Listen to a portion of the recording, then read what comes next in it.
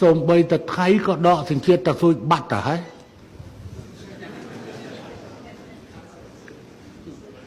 ថៃដកសញ្ជាតិតាស៊ូ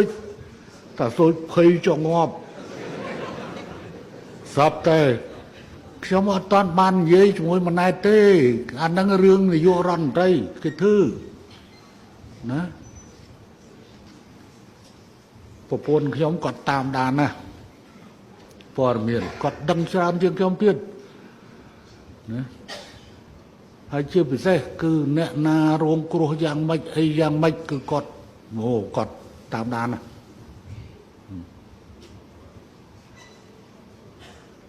ព្រោះយើងឯឡែង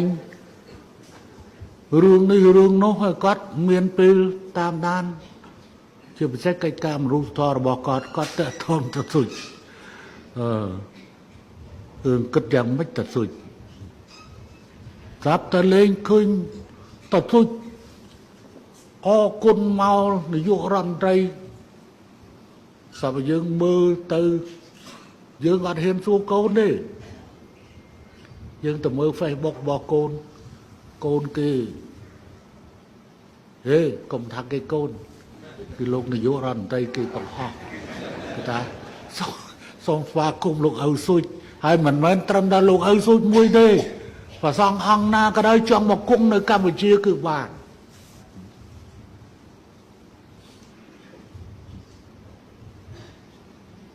កុំអីថៃចាប់វាយខ្នោះតាស៊ូចបាត់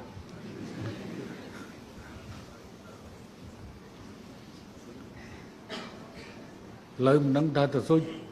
និមន្តមកនៅចិត្តចូលភាសាហើយបដិជគុណអើយតាស៊ូចអើយនិមន្តមកហើយកណាទៅថ្វាយអង្គម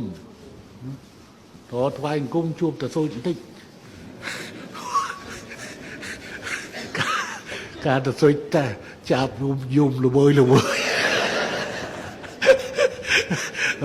តាស៊ូច